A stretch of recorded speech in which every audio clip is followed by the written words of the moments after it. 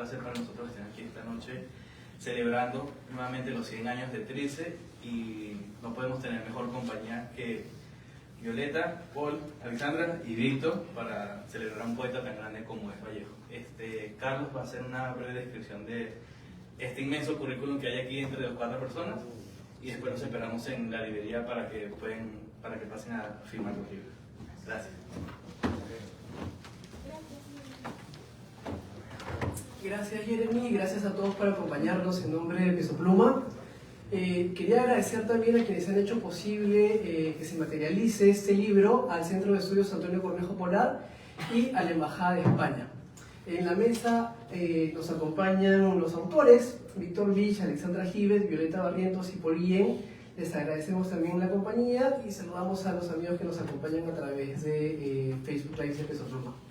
Te doy pase, Violeta, para iniciar la conversación. Gracias, Carlos. Bueno, buenas noches.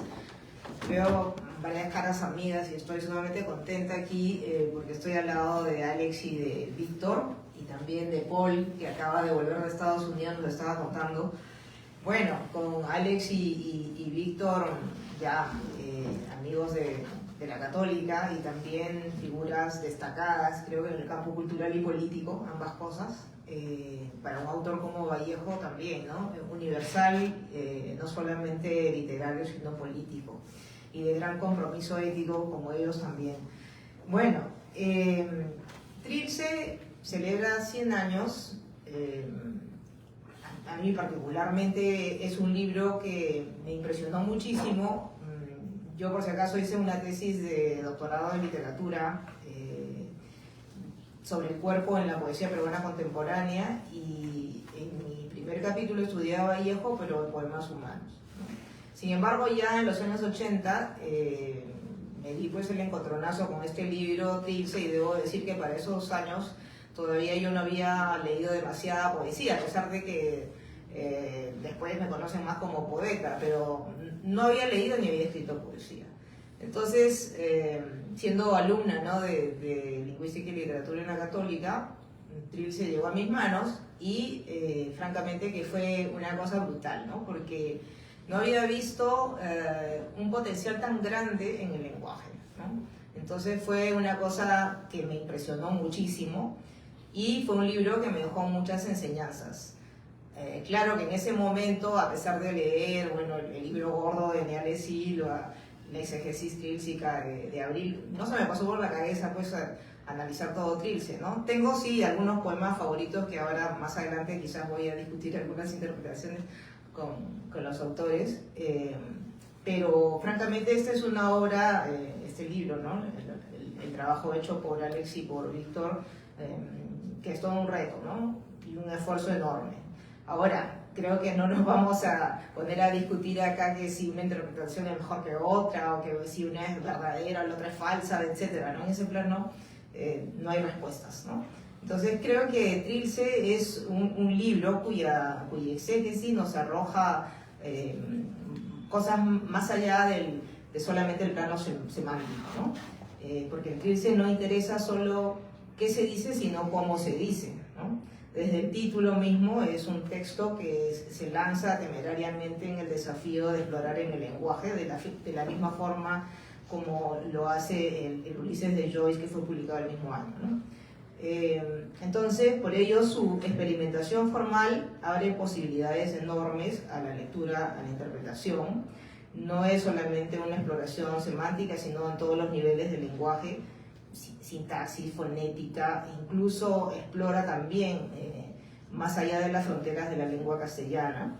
Y bueno, yo creo que Trilce, ustedes probablemente también lo sospechen, ¿no?, aparece pues al final de la Primera Guerra Mundial, en el contexto de las entreguerras, que es un nuevo panorama que lleva obviamente a mirar de otra forma al mundo, ¿no?, con más desencanto, sin tener, digamos, los mismos referentes, ¿no? Es un sacudón mundial, entonces, que luego la vanguardia va a expresar desde una manera nueva de observar y de comprender la realidad, ¿no? Creo que lo han dicho también otros autores, entre ellos creo que mi profesor Saúl Yurkiewicz, acerca de las vanguardias, ¿no? Vallejo no es pues un partícipe de la vanguardia que celebra solamente el progreso técnico, ¿no? De la manera, por ejemplo, del futurismo, sino también que es un vanguardista más bien preocupado por el progreso humano, ¿no? La ética social. Y creo que eso moviliza a Vallejo para tratar de alcanzar lo inalcanzable con el lenguaje, ¿no? Y motivar al lector en esa búsqueda. Pero creo también que Trilce llega en un momento todavía prematuro para el lector, en 1922.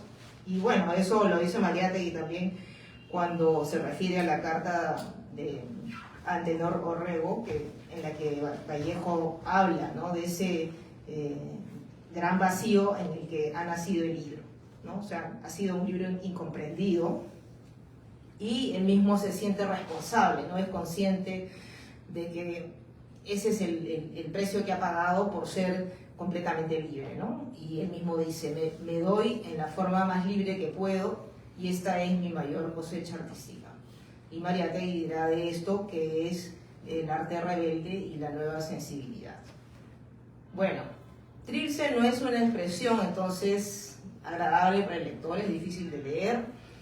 Aparte de eso, no es, digamos, una expresión estética armónica, más bien es el reflejo de una inestabilidad del mundo, de los límites del lenguaje, de los límites de lo humano, y es una conmoción, bueno, en todos los planos, ¿no? Entonces, he visto que desde el prólogo se anuncia, ¿no? Cómo incursiona en temas que han sido generalmente ocultos por el pudor, tales como, por ejemplo, la fisiología, la sexualidad, temas hasta el aborto incluso, ¿no? Entonces, eso a nivel temático, pero luego también es incómodo en cuanto a que desestabiliza, ¿no? el lenguaje, salta de un nivel a otro, se interroga sobre lo abstracto, lo lógico, la materia del lenguaje, y bueno, hay toda una lucha permanente ahí. Y me quisiera referir a algunos párrafos del artículo escrito por Vallejo contra el secreto profesional, este artículo que se llama Magistral Demostración de Salud Pública, que lo deben conocer, en esa lucha sobre el lenguaje, ¿no? Y dice, a pesar de que este artículo probablemente fue escrito años más tarde de la publicación de Trilce, pero probablemente haya sido una inquietud de Vallejo en el momento en que escribió Trilce, ¿no? Y dice, hartas veces he querido, a la fuerza y revólver en mano, relatar este recuerdo o esbozarlo siquiera sin poder conseguirlo. Está hablando de un recuerdo en un hotel, que es el Hotel Negresco de Niza, ¿no? Y dice, ninguna de las formas literarias me ha servido, ninguno de los accidentes del verbo, ninguna de las partes de la oración, ninguno de los signos puntuativos. Sin duda, existen cosas que no se ha dicho ni se dirán nunca, o existen cosas totalmente mudas, inexpresivas e inexpresables. Existen cosas cuya expresión reside en todas las demás cosas, en el universo entero, y ellas están indicadas a tal punto por las otras que se han quedado mudas por sí mismas. ¿Cuáles son esas cosas mudas por sí mismas? Ya ni siquiera les queda nombre para indicarse.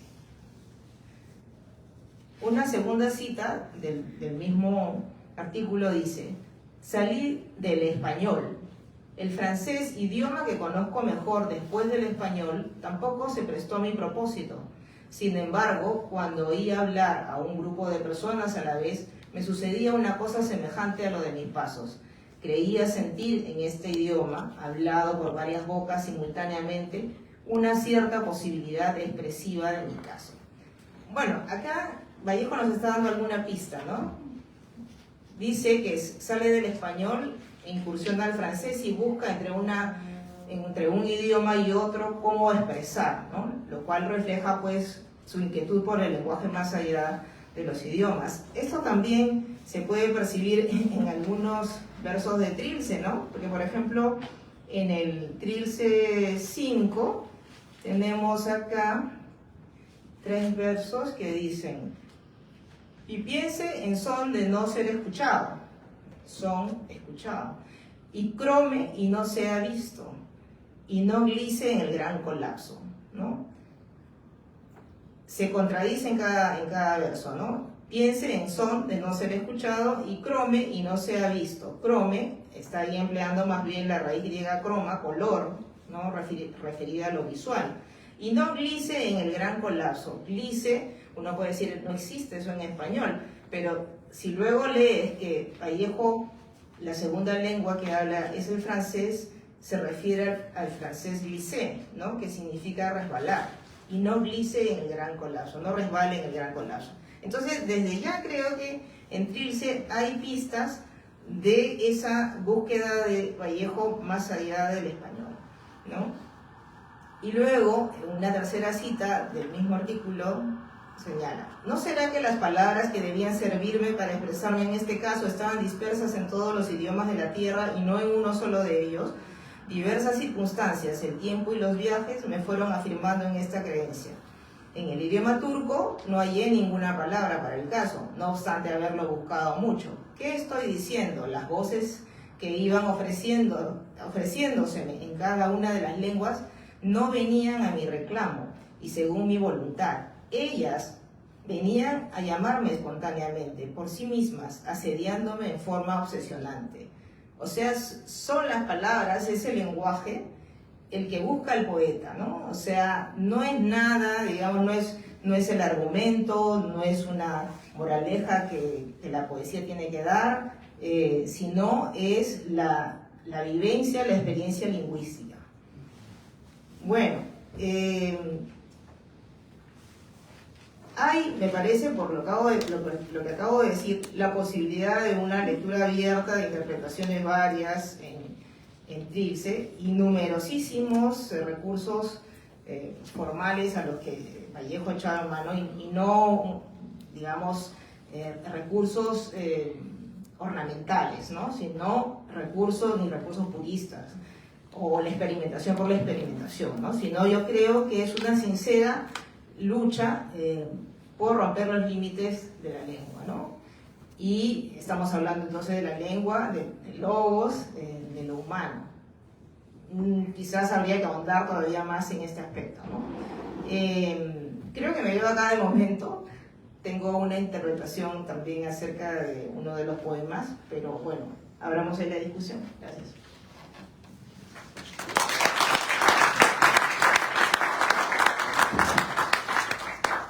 Muchas gracias, Violeta, y muchas gracias a todos los presentes, a todos los que nos han ayudado con el libro, a Peso Pluma, ante todo. Gracias también a Víctor por dar el impulso inicial del proyecto, lo agradezco bastante. Quiero hablarles un poco del libro, de lo que nosotros nos hemos propuesto, ¿no? ¿Por qué quisimos hacer esta edición? Como ha mencionado Violeta, el lenguaje de Trilce es sumamente retante. Vallejo está intentando hacer algo con el lenguaje que no se había hecho antes en el español, quizá en ninguna otra lengua tampoco. En todo caso, si es que estaba sucediendo en otras lenguas, él no lo sabía, él estaba explorándolo solo y a su manera, ¿no? Entonces el resultado es que ha forzado el lenguaje a sus propios límites. Es como si el lenguaje dejara de ser lo que se supone que tiene que hacer ante todo, que es comunicar, ¿no? Hay poemas que los lees la primera vez y no entiendes nada, o sea, ni las unidades léxicas, ni las frases, ni la totalidad, ni la estructura, nada, ¿no? Y sabemos por otro lado que Vallejo para nosotros como peruanos es un nombre importantísimo, es parte de nuestro canon, nuestro orgullo nacional. Todo el mundo sabe que existe, todo el mundo lo ha leído en el colegio, y sin embargo su poemario, que lo marcó como el poeta más importante de la lengua española de la modernidad, no lo entendemos, ¿no? Existían, claro, varias ediciones ya críticas y comentadas de Trilce, y que han sido de muchísimo valor, y sin esos libros no hubiera sido posible para mí ni para Víctor hacer este libro. Nos hemos parado encima de los hombros de los gigantes que nos preceden, ¿no? Sin embargo, estos libros ya tienen varios años, ¿no? Décadas, y además han sido siempre pensados para un público experto o estudioso de la literatura, ¿no? Y nosotros hemos querido hacer un libro para todos, ¿no? Un libro que realmente pueda convocar a una lectura más amplia, ¿no? Y por eso no hemos hecho una edición crítica, académica, clásica. No es una edición que cite a todos los lectores y estudiosos anteriores. No es un libro que no sé, que entre en discusiones sumamente académicas sobre quién dijo fulano y qué dijo fulano y cuáles han sido las discrepancias entre los críticos, porque sabemos que a muchos lectores, a la mayor parte de los lectores, no les importa. Lo que quieren es poder disfrutar de Vallejo, ¿no? Entonces, por eso hemos hecho comentarios a cada poema que tienen eso como objetivo, ¿no? Abrir estos poemas a una lectura, a poder disfrutar de las lecturas. Y nos ha sido, digamos, muy reconfortante y de mucho placer también para nosotros como lectores ir descubriendo que incluso en los poemas más herméticos sí hay algo que sucede, hay sentido que ahí se construye, ¿no? De maneras sorprendentes, de maneras inesperadas. Entonces hemos compartido ese viaje, esa experiencia de lectura al componer estos textos, ¿no? Entonces después de cada poema lo que van a encontrar son 3-4 páginas que comparten a lo que nosotros hemos llegado en un diálogo. O sea, nos hemos reunido 77 veces durante toda la pandemia por Zoom la mayor parte de las veces para interpretar este poema juntos y en diálogo llegar a un acuerdo, ¿no? A veces han habido discrepancias también, un tiro y afloje de cómo leemos los poemas. Y también en un diálogo asincrónico, para usar la terminología de la época, con todos los lectores y críticos anteriores de estos poemas, ¿no? Hasta llegar a una propuesta de lectura. Y no es como para cerrar la lectura del poema, no es como para decir que esto es la única manera de leerlo, la definitiva. Eso va en contra de la naturaleza de la literatura, y especialmente de la poesía, especialmente de una poesía como Vallejo, que justamente está tratando de derribar el lenguaje como algo que totaliza, como algo que define, ¿no? Sino que está tratando de usar el lenguaje como algo que potencia, algo que hace, algo que actúa, algo que abre, algo que abre a la futuricidad y a todo su potencial, ¿no? Entonces, por eso no tiene sentido tratar de tener la última palabra sobre el poema. Sin embargo, tampoco tiene sentido decir, bueno, cada uno lo puede leer a su manera, porque así no decimos nada, ¿no? No ayudamos a nadie diciendo eso, ¿no? Como siendo muy diplomáticos, diciendo, bueno, en verdad no sabemos lo que quiere decir porque es muy ambiguo, pero cualquiera podría, ¿no? Tampoco, ¿no? Entonces, digamos, el crítico literario tiene que apostar dogmáticamente por lo que él o ella cree encontrar en un texto literario. Eso es lo que hemos tenido que hacer, es una apuesta, ¿no? Escoger una lectura de un poema ambiguo y difícil es una apuesta. Como acá está nuestra propuesta de lectura. Pero obviamente el lector tiene al costado el poema original de Vallejo y puede leer el poema y decir, no estoy de acuerdo. Y de eso se trata, ¿no? De eso se trata justamente, de activar este tipo de lecturas. Además, siendo la edición de celebración del centenario de Trilce, también ha sido muy oportuno actualizar las lecturas de estos poemas, ¿no? Y yo personalmente, digamos, como, no sé si puedo decirme joven todavía, pero más o menos joven mujer del siglo XXI, leer un poemario de hace 100 años obviamente me interpela de varias maneras, ¿no? Hay digamos, retratos de las mujeres con las cuales no me puedo sentir cómoda. Entonces, ¿qué hago con eso? Y digamos, en todos los comentarios anteriores que he visto publicados, digamos, la mayor parte de los comentarios anteriores a los poemas de Vallejo no entran en esa dimensión, ¿no? Que para nosotras, especialmente para nosotros hoy en día, es sumamente importante.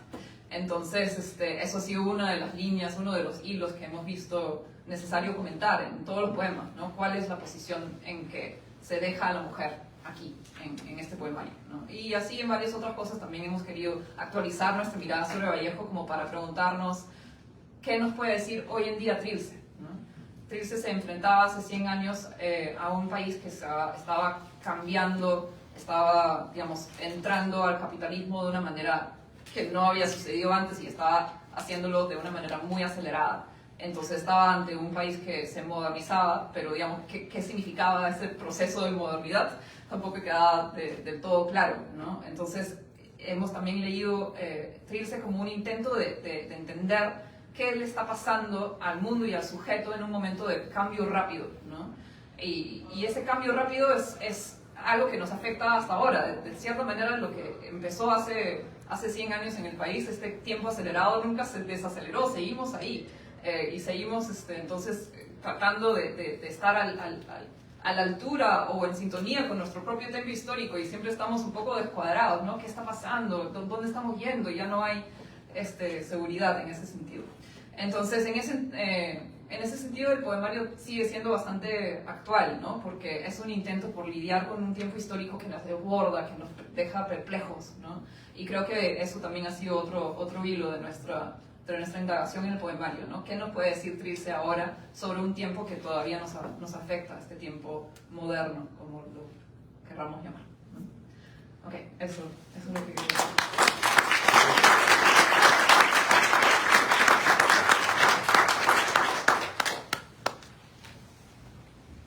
Sí, buenas noches. Gracias a Peso Pluma por este libro, a los autores, Víctor Vich y Alessandra Givet, y también por compartir la mesa con Violeta.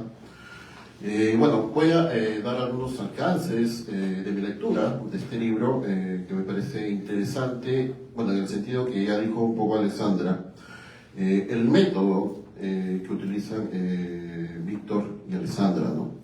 Entonces hay un poema y un comentario a este poema, donde ellos creo que dicen un poco oblicuamente la poética o la forma de encarar la exégesis, en este caso de los poemas de Trilce. Y voy a citar, dice aquí: el lector del futuro, con una actitud distinta, cita, ya no tendrá dientes. Para disfrutar de la nueva poesía, el lector tiene que volverse joven y debe saber leer de otra manera, no descomponiendo los versos en busca de un significado cifrado, sino confrontándose con el poema como una unión indivisible de su materialidad. Esta manera de leer será como un nido, como el principio de algo nuevo. Y es cierto, cuando uno va leyendo primero el poema, después el comentario, y vuelve al poema, es otro libro. Entonces, para lo que han leído antes Trilce, supongo que todos, porque es un libro bastante conocido, es otro Trilce para mí. Creo que la lectura que nos dan ellos refuerza ciertas cosas y nos hace ver otras cosas al final, ¿no?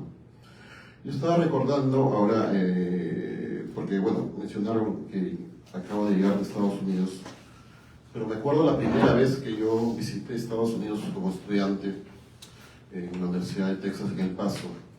La primera clase que nos tocó fue leer a Vallejo, y estábamos leyendo la traducción de Vallejo al inglés. Y bueno, dicho eso de paso, porque yo soy parte de la generación del 90, y bueno, del 90 y del 2000. Bueno, sobre todo en el 2000, los poetas querían leer más a Emerson, a Nostroza, a César Moro, y nadie quería leer a Vallejo. ¿Por qué? Porque todo el mundo se había quedado con la idea que había dicho Cisneros, que Vallejo era un poeta muy llorón, ¿no? Entonces todo el mundo pensaba, bueno, vamos a quererle a Antonio, que tiene razón, y nadie quería leerlo en serio, ¿no? O sea, en realidad, en serio. Pero esa vez que yo estaba leyendo ahí en inglés a César Vallejo, y con compañeros de Estados Unidos y de toda Latinoamérica, y que decían unas cosas que nunca me había puesto a pensar sobre Vallejo, me quedé pensando, bueno, este es el momento que tengo que leerlo relativamente en serio, ¿no? Y era cierto todas las cosas que ellos decían, ¿no? No hay otro poeta como Vallejo en la lengua castellana, etcétera, etcétera, ¿no? Entonces, pensando eso, este tomo me parece importante también por eso, porque contextualiza lecturas y nos da nuevas posibilidades. Por ejemplo, ustedes saben que el primer poema se ha leído como un acto de la edificación, ¿no? Y aquí, leyendo algunos comentarios de otros poemas, donde se remarca bastante el componente sexual, el componente incestuoso, el componente erótico de los poemas, es otro tipo de lectura, ¿no? Que me ayuda a pensar este libro de manera diferente. Y también recordaba otra cosa. Vallejo escribió un artículo que se llama Autopsia del Superrealismo, ¿no? Donde él dice que las vanguardias en Latinoamérica son un trasplante, ¿no? Es como una especie de moda, ¿no? Y que en verdad para ser moderno, para ser vanguardista, se necesita no mencionar pues la tecnología, los avances tecnológicos, sino, es decir, hay que ser modernos, pero en el espíritu, no en la forma, en el cascarón, ¿no? Y ese artículo es replicado por Amarel Surata en el Boletín Titicaca, ¿no?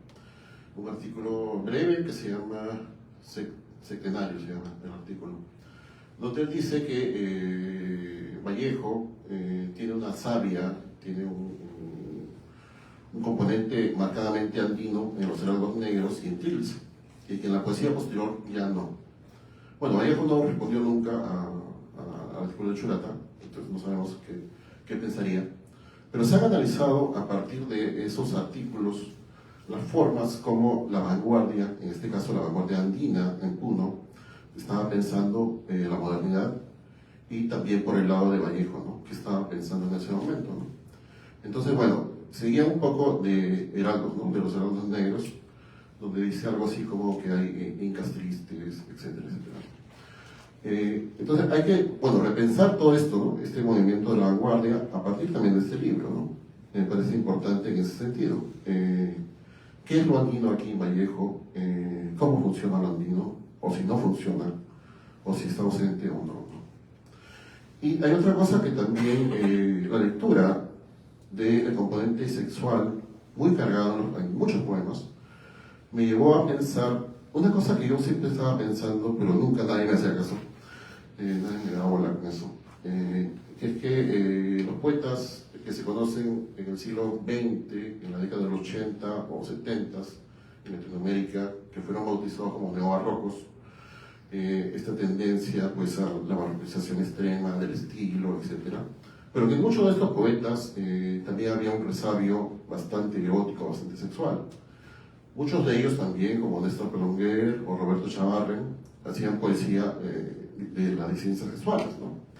Entonces era entendible que mostraran eso también en el poema. Y yo decía, bueno, aquí hay una conexión con Vallejo, a partir de esta barroquización extrema y de esta presencia sexual exacerbada. Y yo creo que ahí hay un eslabón que por Herrera Grace y las lecturas que los navarrocos estaban haciendo, pero creo que el abuelo de los navarrocos para mí era Vallejo, ¿no? Aunque ellos no lo aceptaban, no lo aceptan, pero que no lo sabían, ¿no? Entonces hay que presentarle a su abuelo. Y creo que bueno, y gracias de nuevo por este libro. Me voy muy contento de la lectura, de las posibilidades también que surgen aquí. No es un libro que cierra todas las posibilidades. Por ejemplo, en muchos poemas, no solo en Trilce, sino también en heraldos, está la presencia de aparecidos, ¿no? Es decir, cómo estas figuras andinas están proponiendo otras formas de sentir, otras formas de saber. Y, por ejemplo, a mí se me ocurre hacer algo así, ¿no?, por ahí, ¿no? Entonces agradezco la idea y el aliento, el camino que ellos están trazando, abriendo, para hacer más lecturas, muchas más lecturas siempre, ¿no?, renovando siempre nuestras visiones sobre la poesía peruana, ¿no? Así que gracias, Alexandra y Víctor.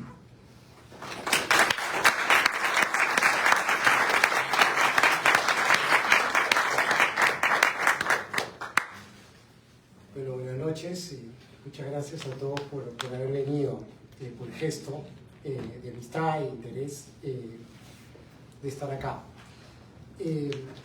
Trilce es un libro acerca de cómo lidiar con los antagonismos, cómo lidiar con lo nuevo, cómo lidiar con, digamos, la crisis, ¿no? Cómo lidiar con la adultez. Es una voz poética que se vuelve adulta y no sabe cómo enfrentar la vida. Cómo lidiar con la pérdida de la vida campesina y cómo lidiar con la ciudad, con la urbe moderna. Cómo lidiar con un capitalismo que paga 5 soles. Cómo lidiar con la ruptura amorosa.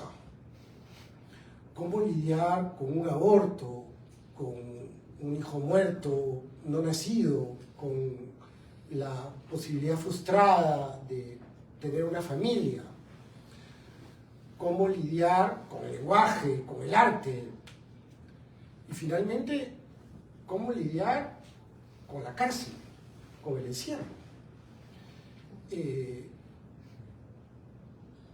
Y bueno, nosotros escribimos este libro intentando lidiar con un encierro, el encierro de la pandemia.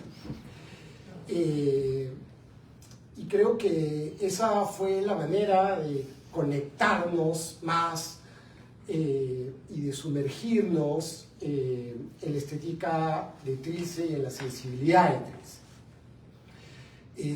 Si Vallejo, en realidad, digamos, Vallejo no escribió el libro en la cárcel. Hay algunos poemas que probablemente fueron escritos en la cárcel y que reflexionan sobre la cárcel, pero lo más probable es que él haya corregido buena parte del libro en la cárcel. Es decir, que es en la cárcel donde él descompone la estética modernista y, digamos, hace del libro una cosa distinta al modernismo.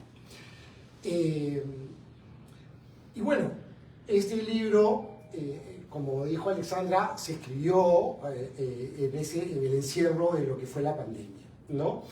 En realidad, como todos sabemos, estuvimos prácticamente encerrados sin salir 4 o 5 meses, y cuando empezamos a salir un poquito, pues un día nos encontramos con Alexandra para caminar, era el 2020, y dijimos, oye, bueno, de acá a 2 años es el aniversario de Trilce, y ¿por qué no hacemos una nueva lectura de los poemas? ¿Por qué no regresamos a Trilce? Y decidimos escribir juntos este libro, que, como ya he dicho, ha sido un libro casi en un 80% escrito por Zoom, ¿no? Es decir, nos reuníamos 3 veces por semana, un día por poema, ¿no? Cada uno leía el poema por su cuenta y llegábamos a la reunión a discutir juntos el poema, a tomar desordenadamente notas sobre lo que discutíamos y después a darle forma y a irle dando forma con el tiempo. Quiero decir que las reuniones, de esas reuniones diarias, semanales, esas 3 reuniones a la semana para discutir Trilce, esas más de 80 reuniones por Zoom, eran uno de los momentos más bonitos del día en ese contexto de encierro y de desconcierto frente a lo que ocurría, ¿no? Y de hecho, bueno, aunque nosotros juntos ya hemos escrito varias cosas, en esas reuniones pues yo siempre las disfrutaba mucho, sentía, como decía, que era uno de los momentos más bacanes de los días de encierro, pero además me sentía profundamente, digamos, enriquecido por las ideas de Alexandra y deslumbrado a veces por su inteligencia, ¿no? Y entonces, la verdad que el proceso de escritura, de empezar a interpretar los poemas juntos, siempre fue un acto, un momento, digamos, sumamente enriquecedor, placentero y, digamos, reafirmador, ¿no? de la potencia y de la verdad de la literatura, ¿no?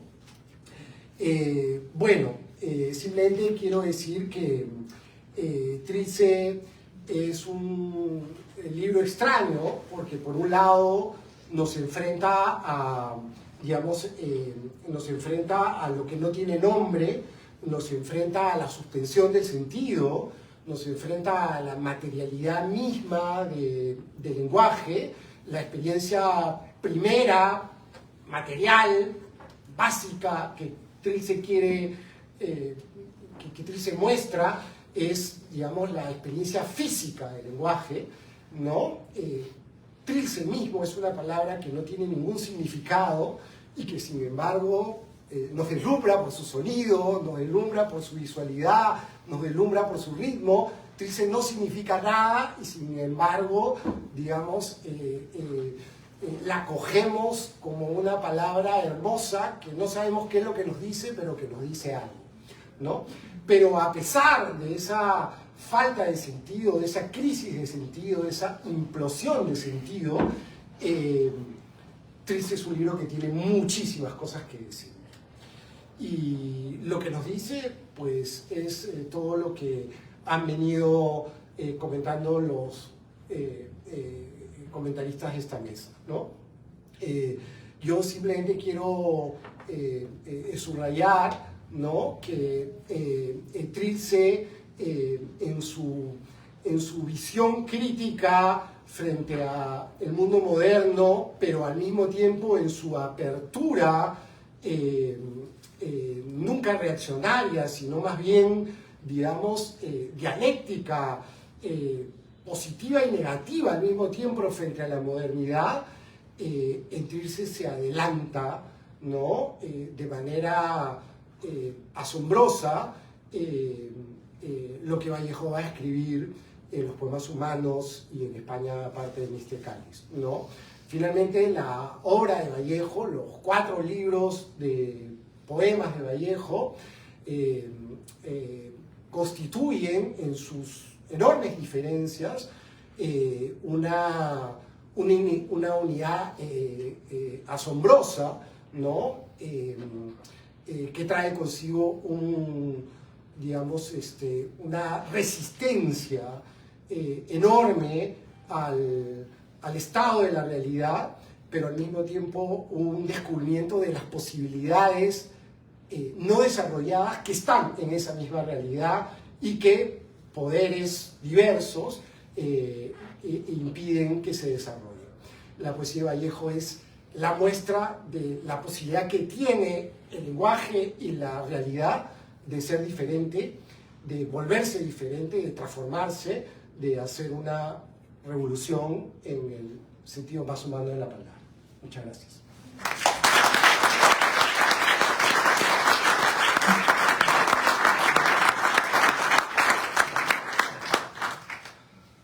Bueno, para conversar un poquito, ¿no?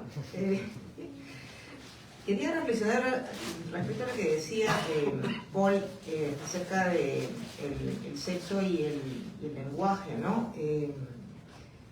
Justamente la dimensión corporal del lenguaje, ¿no?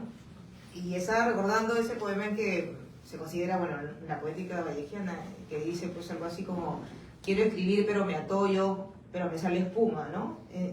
Pensar justamente en el nexo que es el lenguaje, bueno, entre lo que puede ser, bueno, la idea y el cuerpo, sobre todo, ¿no? Entonces, Vallejo, creo que una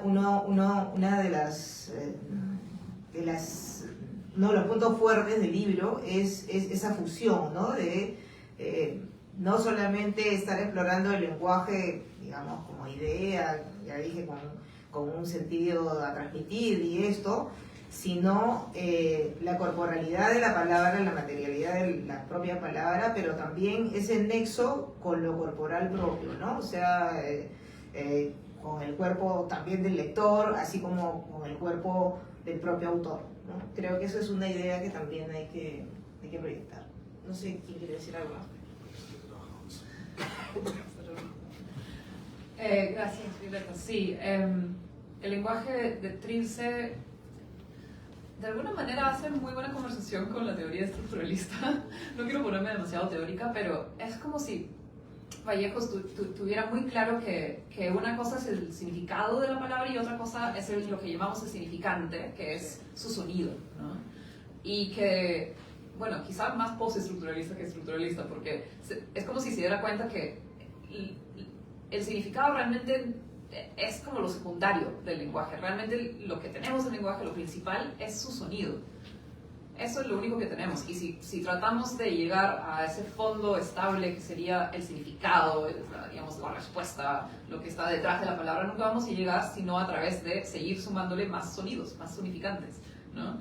Entonces, el lenguaje es una cadena infinita de sonidos, digamos, de asociaciones de sonidos, y nunca llegamos a algo tangible y estable detrás. Y Vallejo convierte eso en una poética, en un estilo, ¿no? Y eso es un poco el método de lectura al que llegamos leyendo Trilce, ¿no? Hay una palabra que es un neologismo, no tiene un significado, no está en el diccionario. ¿Qué hacemos? ¿A qué suena? ¿A qué suena? ¿No es cierto? Y simplemente asociar sonidos, y a partir de asociar sonidos se llega a otra palabra, y con esa otra palabra ya a la ilusión de un significado, ¿no? Entonces, por ahí creo que va el aprecio que tiene Vallejo de la materialidad del lenguaje y lo que hace con eso a nivel poético, ¿no? Con respecto al cuerpo, no lo he pensado tanto. De hecho, algo que siempre yo quería meter más en los comentarios, pero nos desbordábamos y muchas veces terminaba siendo cortado, era la importancia del ritmo. Porque si bien Vallejo no sigue una estructura clásica, tipo el soneto, o no sigue una versificación, un ritmo en decasílabos, ¿no es cierto? No está siguiendo estructuras o moldes establecidos, sí hay un trabajo con el sonido y con el ritmo muy importante, ¿no? Y como dice mi amigo y profesor William Rowe, es a través del ritmo que la poesía se te meta al cuerpo, porque ahí tienes que modificar en la manera en que tu cuerpo está convirtiendo en sonido esas palabras. Tienes que modificar tu respiración. Y si cambias la respiración, como nos dice el yoga y muchísimas otras cosas, cambias el humor, cambias lo que estás pensando, etc. Entonces, en el ritmo hay una conexión entre cuerpo y palabra que es importante y que habría que analizarse más quizá en contexto. Bueno, voy a leer un poema sobre el arte, sobre cómo el arte entra al cuerpo, ¿no? Para mí es uno de los poemas más bonitos de Trilce, es Trilce 44, y es un poema sobre la experiencia de la música, ¿no? Cómo, digamos, el oyente siente la música, cómo la música llega al cuerpo, literalmente, ¿no? El poema dice lo siguiente: este piano viaja para adentro, viaja a saltos alegres, luego medita enferrado reposo, clavado con 10 horizontes. Adelanta, arrástrase bajo túneles más allá, bajo túneles de dolor, bajo vértebras que fugan naturalmente. Otras veces van sus trompas lentas, ásias amarillas de vivir, van de eclipse y se expulgan pesadillas insectiles ya muertas para el trueno, heraldo de la génesis. Piano oscuro, ¿a quién atisbas con tu sordera que me oye, con tu madurez que me asorda? Oh, pulso misterioso.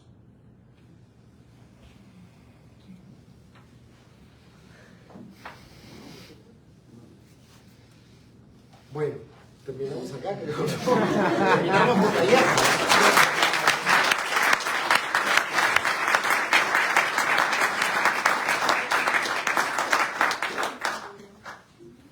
¿Qué tal? Antes de cerrar, hemos querido en la editorial, con algunos materiales que nos llegan, que la poesía trascienda al libro y al artefacto, y Víctor y Alexandra se prestaron y confabularon juntos para convencernos de sacar adelante unos videos que están en nuestro sitio web www.pesopluma.net con material del libro, los cuales pueden descargar de manera gratuita. Tienen 5 ejes bajo los cuales se han agrupado o dando algunas luces sobre las lecturas. Quería Alex simplemente cerrar que nos cuentes sobre estos videos que se siguen publicando. Hemos subido 3 hasta ahorita, quedan 2 pendientes que estamos subiéndose más tarde este domingo, y ya con eso cerramos para la firma de libros en la librería. Ya, sí, gracias por hacerme acordar. Es algo que siempre que hemos querido, o sea, toda la idea del libro es que circule, que llegue a mientras más personas posibles. Entonces nos entusiasmaba la idea de hacer parte disponible en la web de manera gratuita, ¿no? Para quien se interese por eso. En el prólogo van a encontrar que nosotros hemos separado algunas líneas, algunos hilos que atraviesan todo el poemario, ¿no? El amor, la cárcel, la modernidad, etc. Entonces lo que hicimos fue hacer breves videos, algunos conmigo, otros con Víctor, ¿no? Sintetizando esas temáticas en el poemario, citando algunos versos sueltos, y entonces en la página web de Peso Pluma están esos videos acompañados de un PDF de esos poemas que comentamos y que usamos para explorar esa temática, ¿no? Algunos de los principales. Entonces es una manera de ir entrando al libro sin tener el libro en la mano. Gracias.